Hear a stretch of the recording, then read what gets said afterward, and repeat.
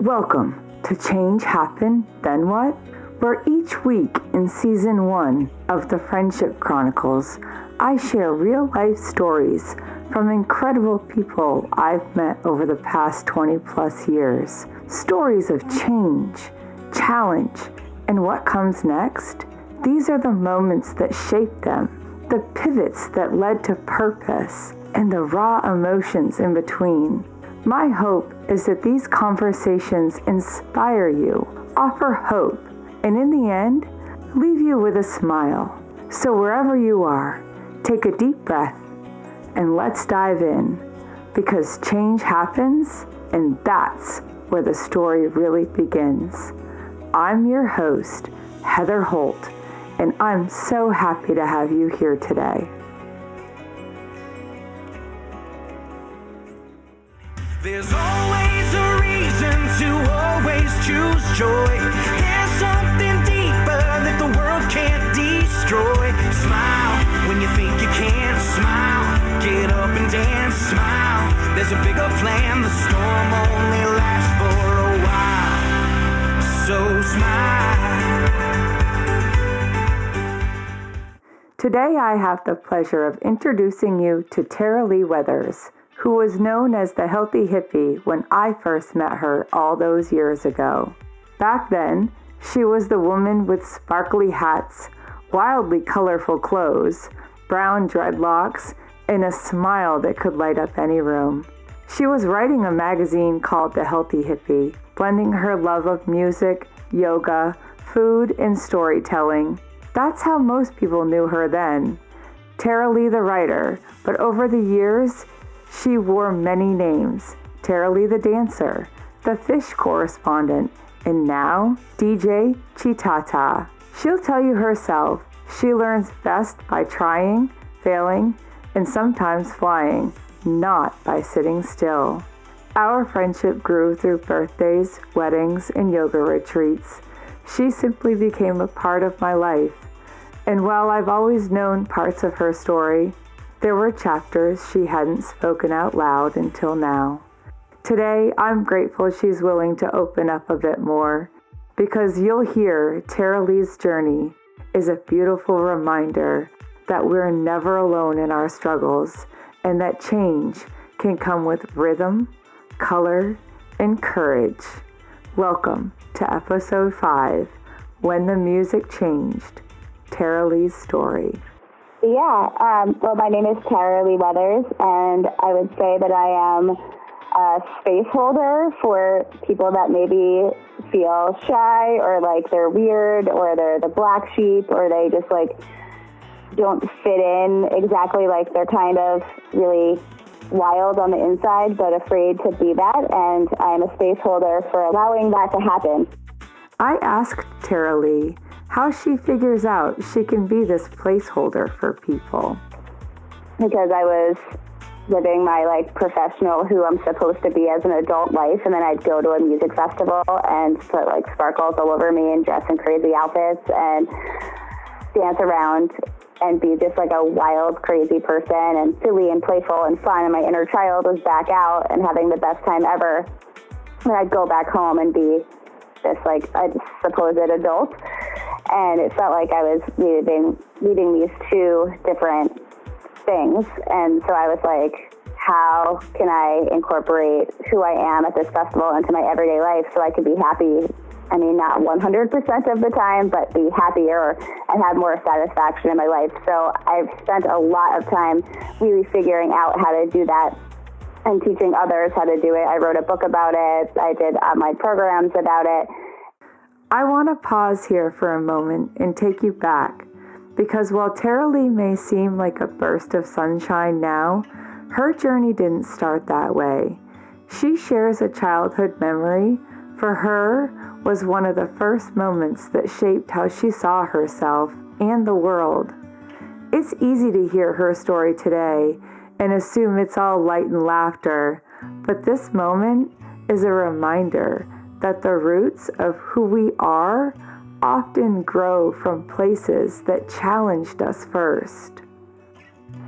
Yeah, well, I remember this very specific moment when I was in second grade, And it was the biggest deal to lead the Pledge of Allegiance. It was such an honor to be able to do that, and I was really shy. I wanted to do it so bad, but I was really scared. I remember the day I did it, I was wearing my corduroy little jumper skirt thing with thick white tights. I remember the whole outfit that I was wearing and everything, and I took the bus, and I was just being really quiet because I was like, today's the day. I was pumping myself up. I'm going to ask, I'm going to raise my hand, and I'm going to lead the pledge. When it was time, I raised my hand, but I didn't shoot it up. I kind of shyly put it up, and my teacher called on me, and I got scared, and I put my hand down, and she started screaming at me, shamed me, and I didn't lead the pledge. I got in trouble. I don't remember how you get in trouble back then, but I got in trouble. I got my name. I got my name on the board, which is the worst thing ever because I really liked following the rules and not getting in trouble. So I got my name on the board, and I was very, very, very, very upset. And I kind of had this story at that moment that if I put myself out there, I'm going to get in trouble. So it silenced this voice in me. And it happened a whole bunch of other times in my life. In 5th grade, I was today is the day I'm going to ask to play with the popular girls. And so when it was recess and the woman blew the whistle and said, go play, I just went with them. And one of the girls looked me dead in the eye and was like, Tara, go play somewhere else. And I was just devastated again, where I was okay, if I ask for what I want to do, I'm going to get in trouble and shamed. And then when I was in high school, I was in plays because I was a dancer. Can't even remember what play it was. I think it was Fiddler on the Roof. And I was singing, and all of a sudden the director stopped everything and was like, Tara, you have the worst voice I've ever heard, and you need to lip sync. And it was another thing where I pumped myself up to sing and then got shot down immediately. So it happened over and over and over and over again of being yourself and putting yourself out there, you're going to get in trouble. I don't know about you, but I can definitely relate. I've had my own moments growing up where I felt like I didn't belong. I was even told more than once that I was a terrible singer. Hey, maybe that's true. I've made peace with it by now, but I don't let that stop me. For Tara Lee, though, a different story was being written in her mind. A story I think many of us can relate to, whether we talk about it or not. So at this point in our conversation, I ask her how she learned to overcome that feeling of not enough. She fast forwards us to where she is now, but don't worry, we'll get there. First, I have her take us back to college because that's where the next big shift begins. And I was hotel, restaurant, travel administration, but that's because I wanted to be on the Travel Channel. So looking back, I probably should have done communications, but I didn't know that. It's really funny because hotel, restaurant, travel administration, actually what I'm doing with leading retreats is hotel, restaurant, travel administration, basically. But I didn't like it at the time. I was I'm learning how to manage people and stuff, and I was I don't like this at all.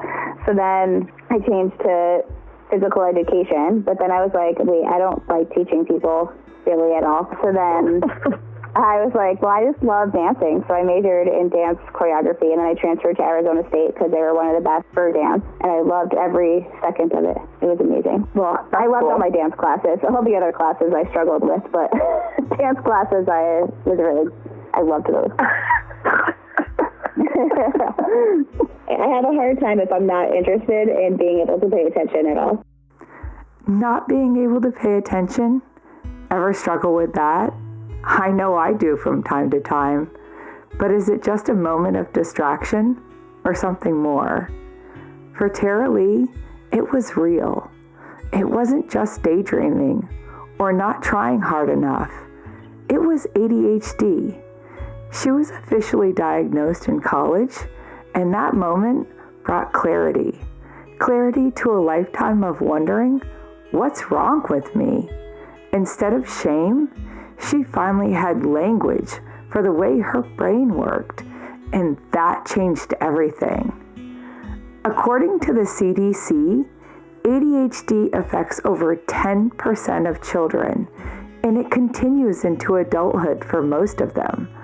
For women especially, it often goes undiagnosed until later in life, masked by coping mechanisms or mislabeled by anxiety, lack of focus, or even laziness. But Tara Lee's story is proof. A diagnosis isn't a limitation. It can be the beginning of self-understanding, acceptance, and growth.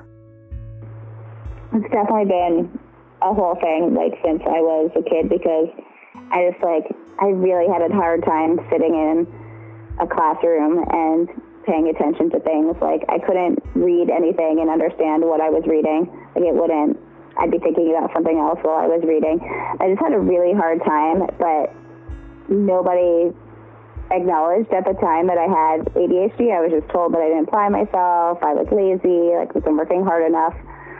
So I just felt like there was something wrong with me, and that I just wasn't as smart as everybody else, and just had a really hard time and bought into that story. And so I struggled. I got pretty good grades because all the teachers liked me, but I would do really, on multiple choice tests, I would fail them all, but then I would write an essay and get the best grade in the whole entire class, and so it balanced out where I did okay. When I went to college, I was avoiding all of first the big, huge classes, because I could not pay attention in a class like that. It was just really hard. I learned I had auditory processing issues, and then multiple choice tests. It's by the time I get to D, I forget what the question was, and I'm I don't know if I just guess and just fill out everything. But I was getting A's on all of my classes where I could write an essay, or it was hands-on, or there was a lab or something like that. You can't avoid those classes forever, so eventually I had to start taking them, and I was failing them, getting really great grades in the other. So I had one teacher that was I think maybe you have some learning disabilities, and I got tested, and that's when they were you have ADHD, auditory processing. I got to take my test in my own room, which was amazing. I got an assigned seat in the front of the big lectures, and I could actually pay attention, and I was prescribed Ritalin, which I took for, I don't know, I want to say 5 years. I remember the first time I took it, and I was oh, this is how everyone else can do this. It was amazing. I think I'm so grateful for that medicine existed, because I don't know that I ever would have felt what that felt like. And then once I was able to feel it, I was able to okay, how can I cultivate this without this? And also I worked on a lot of dietary stuff, which doesn't work for everyone. Some people, medicine is needed. Depends on what you're doing with your life.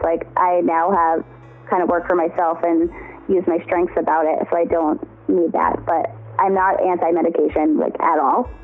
I think it's amazing and saves lives.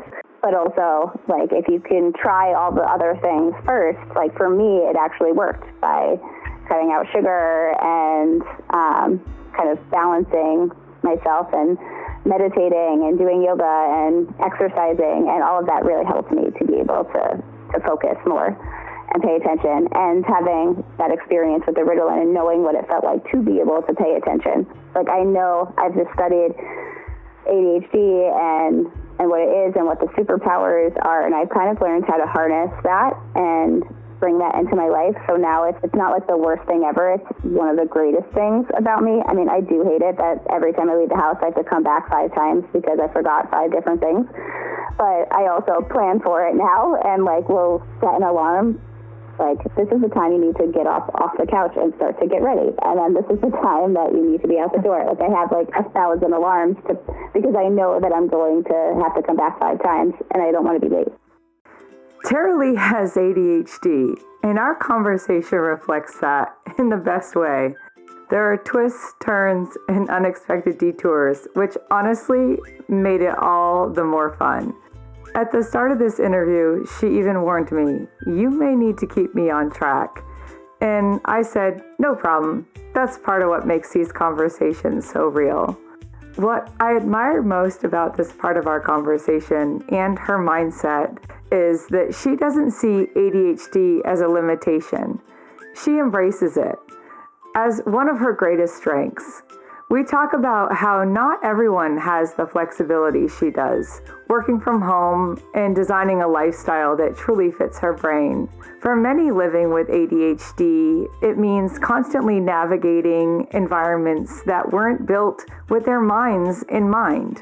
Tara-Leigh gets that, and she's the first to say it's not a one-size-fits-all. So she's pro-medication when it works for you, but also deeply passionate about alternative tools and practices that help people with ADHD thrive in their own way. Now, back to where it all began. let's rewind to Tara Lee becoming Tara Lee the dancer. I was a cheerleader for the New Jersey Nets, and I tumbled for the New York Knicks. I tore my ACL on the court one day at a game, like on the Jumbotron for everybody to see. I remember after I was in the training room with the doctor, and he just touched my knee and was like, you tore your ACL, and I completely lost it because my identity up until that point, I was Tara Lee the dancer. Everything I did, revolved around dancing. Like all my jobs, I had 1,000 different jobs, but they all either revolved around dancing or were supporting my desire to dance when I wasn't making enough money doing dance itself. It was taken away. I couldn't dance for 9 months or something like that. If I can't dance, then who am I? And that was really hard to realize. I am more than a dancer. And also, I can always dance. I just dance differently. I'm not flipping all across a basketball court anymore, but I'm dancing pretty much every day, whether it's dancing down the street with my headphones on, and it might be different than what I thought it was, but I'm always going to dance. Even if I was paralyzed, I would dance with my eyes. Yep. Even if she was paralyzed, she would dance with her eyes. And if you knew Tara Lee like I do, you would know that is true. And at one point in our conversation, she shares this beautiful and funny story, but I'm going to let her tell you that one herself. What stuck with me most is how the experience also touches on something so relevant right now, the weight of words on social media, and how easy it is for people to criticize from behind a keyboard, even when someone is just trying to have fun and share joy. So my husband and I started a musical comedy act together, and we're called The Middle Ages. And we put some videos out on Instagram that went viral, that there's 3 of them that have over 1 million views, and it's all hate, telling us that we're annoying, we're the worst, that we suck. But I have, the people are so mean. I'm we're just a bunch of middle-aged people, having fun. God bless the haters for their good publicity. Do you know that because you're commenting, that's why, they're I don't know why I keep on seeing you guys over and over again. I was because you keep on commenting. You're torturing yourself if you hate us so much. I definitely had a hard time with it, even though I've done so much work on myself and who I am, and that my voice matters. I've just been doing a lot of things around this to get over all of those things that had happened to me and move past them so I can shine. Because I see in other people, when other people are afraid to shine, I lift them up and light them up and allow them to feel safe to shine, but then it was hard to do for myself. So then I was if I can do this for other people, I need to do this for myself. So I worked really, really hard on that. But when that happened, it was this roller coaster, because I'd be fine with it and be yeah, they're not affecting me, to be oh my gosh, we should quit. Everything they're saying is right. And it was this roller coaster. I challenged myself to look at it, because with the 4 agreements, one of them is not taking things personally. I don't want to take it personally if people are you're the best and I love you and I think you're so great, just as much as I don't want to take it personally when people are you're the worst and I hate you. So I challenge myself to look at both, but it is also, I'm at what cost, and is this worth it? I don't know. I still don't know that answer. I don't know the answer to this either, and I'm not sure many of us do. But I think she hit the nail on the head when she brought up the 4 agreements by Don Miguel Ruiz. They are: be impactful with your word. Don't take anything personally. Don't make assumptions. And always do your best. If you haven't read it, I'll drop a link in the show notes. It's a powerful little book, and one I believe holds true wisdom. As one of my teachers once said, the best way to learn is to teach. And Tara Lee embodies that. She's done the work, deep, radical self-acceptance. And from that place, she teaches others how to embrace themselves, live out loud, and bring their insides to the surface. She makes it okay, beautiful even, to be exactly who you are. And when she picked up the phone for this interview a couple months ago, she had just returned from Tulum, Mexico, where she had spontaneously enrolled in DJ Academy. because that's who Tara Lee is, fully herself, fully in the moment, and always chasing joy. So I just got back from Tulum, Mexico, where I went to the Tulum DJ Academy to learn how to be a DJ. And when I signed up, I was just like, this looks interesting. I think I want to be a DJ, but I didn't even think too much about it. And I didn't realize that I was going to fall head over heels in love. I feel like I could work on this all day, all night. I'll spend 5 hours in the studio and it goes by in 2 seconds. And this has not happened since I was a little kid practicing my acrobatics on the front yard and making up dances and things like that. I haven't felt this way in so long. And I'm 47 years old, and it's now I'm deciding to pursue this thing as becoming a DJ. And I want to do this for a new career. Part of the school, I got to film an hour-long set, on this rooftop with the ocean behind me.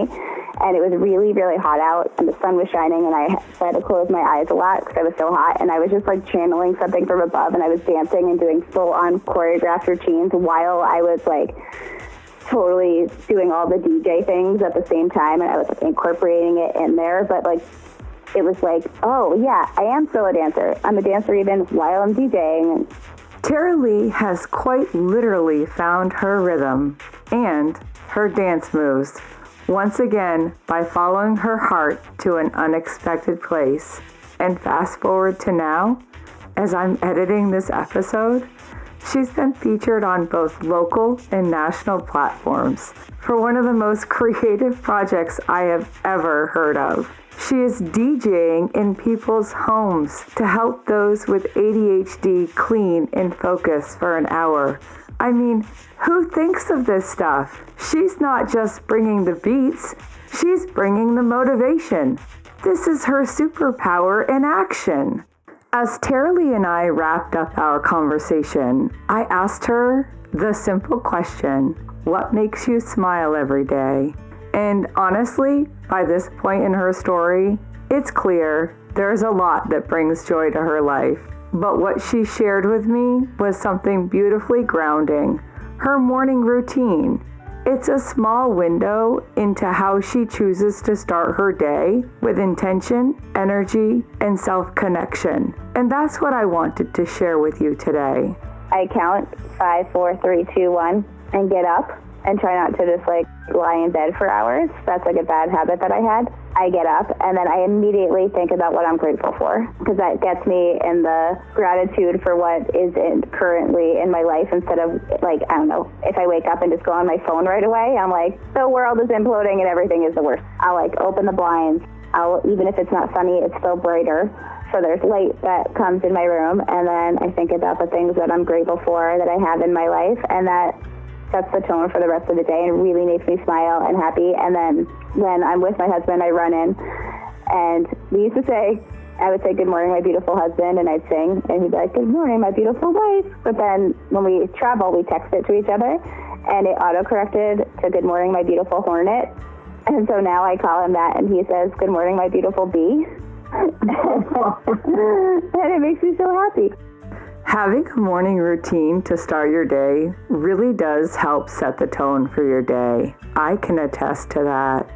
And then I asked her one final question that I ask all my guests. If you could leave our listeners with one piece of advice, what would it be? And her answer was simple, but powerful. The kind of truth that doesn't need a lot of words to land exactly where it's meant to. And here's what she said. To stop apologizing for being yourself and simply existing. She did elaborate on it, but honestly, those words say everything. So I'm just going to let you hear them again and let them sink in. To stop apologizing for being yourself and simply existing.